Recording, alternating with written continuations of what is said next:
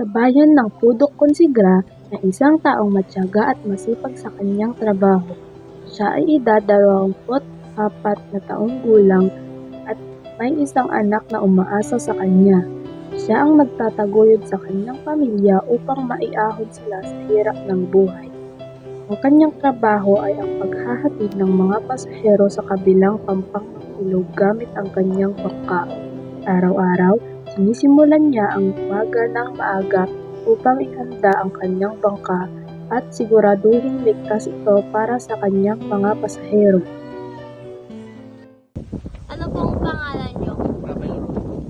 Ikaw po ba yung naghanap buhay sa pamilya mo po?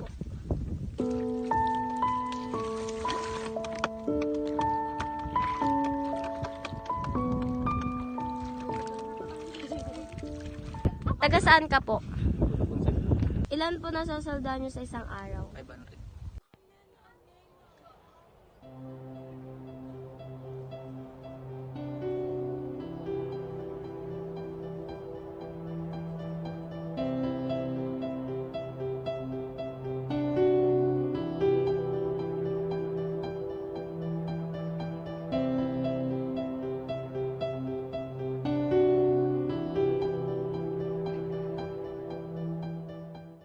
Ano pong nafe-feel niyo pag sumasakay kayo ng bangka?